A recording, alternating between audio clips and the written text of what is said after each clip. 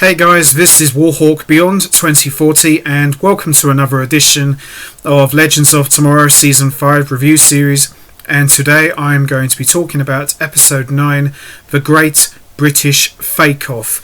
Now, as you can tell by the title, it does poke fun at the cooking programme called The Great British Bake Off, but it's not quite like that in this episode.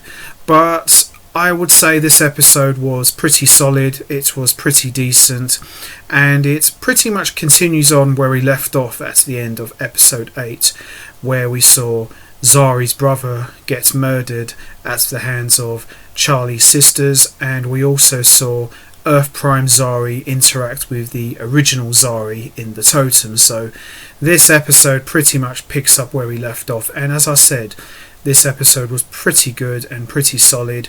Maybe not as strong as episode 8, but that doesn't make episode 9 terrible by any means necessary.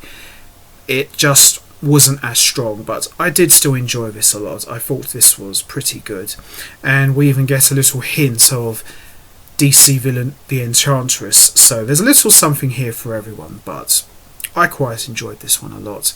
So anyway, let's not waste any more time, let's get right into it. Let's talk about episode 9, The Great British Fake Off.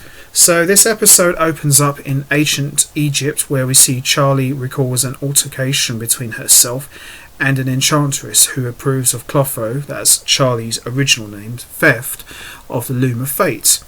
The enchantress tells her that she will now need to find out what the meaning of life is without the loom, and accepts responsibility for one piece. We are then taken to the present on the Wave Rider, where they realise that the enchantress would have made her portion of the loom impossible to find. Zari yells at Constantine to find it to save Birad. In the cafeteria, we see Zari 2.0 tells Nate that she had an interaction with the original Zari inside the totem, and that she can tell him that she really does care about them. Before these two could actually really connect, John Constantine arrives to suggest a plan to find the Enchantress. Meanwhile, at Constantine's house in the UK, Sarah's hand begins to involuntarily shake. She starts seeing things but is called by Charlie and comes out of it. She promises Charlie she's fine even though she knows she's not. In another room, John gathers several of the legends in a round room where he wants to use them as magical batteries to help track down the Enchantress. During the ritual, Sarah collapses, and when Ava comes to her aid, she breaks the circle. When an image of the ring appears in midair, both Constantine and Zari reach for it, then fall through the floor together. They then find themselves in the same house, but in the past, when it was a boarding house rather than John's own place. The ring is fading in and out of existence on a table, and as they book a room, a man called Dr. White arrives behind them. When John uses magic to trace the ring to the doctor's room, Zari lures him down to the sitting room on the pretense that she has a cold, but when he creeps her out, she pretends to have magically got better and runs away. He follows her quietly, brandishing a blade, and threatens her with it when he finds her in his room moments later. John saves her by strangling the man, who it turns out is an encore version of Jack the Ripper. While Sarah lies in a coma, it appears as though a number of encores are converging on John and Charlie, although they have to go to Astra to cut them off at the source, since they can't find John and Zari themselves. After a squabble, John and Zari are about to separate, but they see there are a handful of encores entering the building. Meanwhile, on the Wave Rider, Ava takes Mick and Gary to escort her to Hell so she can force Astra to help them.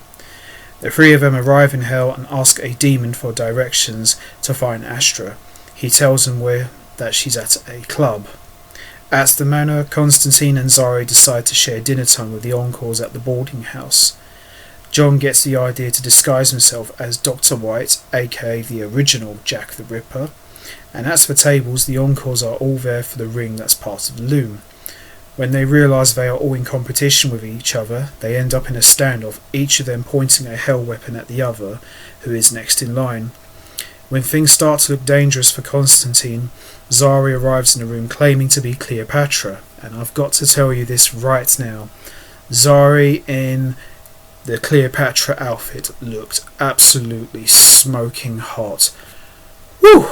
That's all I've got to say. Wow.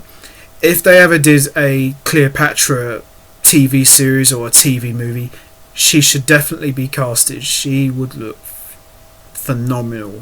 Wow. She looked really, really good. She suggests that they all work together to find the ring, saying that they can put Hell on the spot rather than competing with each other. In Hell, Astra brings Ava and Gary into her office so she can prove that she didn't send the Encores after John. She realises that Lachesis had stolen all of her soul coins by impersonating her and getting her assistant to open her vault. Constantine's soul coin has also been stolen off her neck and replaced with Vandal Savage's. While John and Zari start looking for the loom and Bonnie, of Bonnie and Clyde, shoots Brutus in the back with a Hell gun, Ava tries to connect with Astra in Hell only to be betrayed by her and locked up in her office with Gary and Mick. Mick tells Gary he has to figure out a way to magic them back to the Wave Rider in time for his daughter's soccer match. Oh boy. At the boarding house, John figures out that Enchantress had cast a spell on the ring that means it can be found by someone who isn't looking for it. John suggests that he and Zari get drunk enough to forget what they're doing and find it. In Hell, Astra confronts Lachesis and Atropos. Lachesis tells her that the soul coins were becoming a distraction and that she took the coins to force her to think bigger. She reveals who they are and invites her to join them as the third fate, replacing Charlie. Astra is still worried about her mother's fate, but the fates tell her that she's thinking too small and that as a fate she can rule over more than just Hell. Astra says she will join them, but she wants Constantine's coin as he is hers to toy with. At the boarding house, Bonnie and Clyde agree to kill the rest of the guests in order to reduce competition so they don't lose the loom. They are tossing the sheets in John's room when they hear the real Jack the Ripper in the closet and discover that John is who he is. Downstairs, John is just drinking while Zari reveals to him that she is torturing herself because Bira died trying to save her. As they start to get close, Bonnie, Clyde and Jack the Ripper come for them. He helps Zari escape out the back and finds himself face to face with the Hellions. Back in Hell, Astra releases the Legends and tells them to help John. When she reveals that she's working with the Fates, Ava convinces her to take control of her life and come with them to save her mother by herself. Back at the boarding house, Zari tries her Cleopatra thing again, but it fails when Jack the Ripper reveals to Bonnie and Clyde that she's with John. Zari uses the totem to disperse the crowd, then uses the Hell weapons herself to kill the bad guys. Go Zari! Ultimately, she and John share a romantic moment, and distracted by that, suddenly the ring is visible to John. He retrieves it just as Ava and Nate arrive, and then they all return to the Wave Rider, where John learns that Astra is there to oversee destruction of the loom. But before John thanks the woman who runs the boarding house, who turns out to have been Enchantress in disguise the whole time, and that pretty much wraps up this episode. Overall, I thought episode 9 was really good. I really enjoyed it a lot.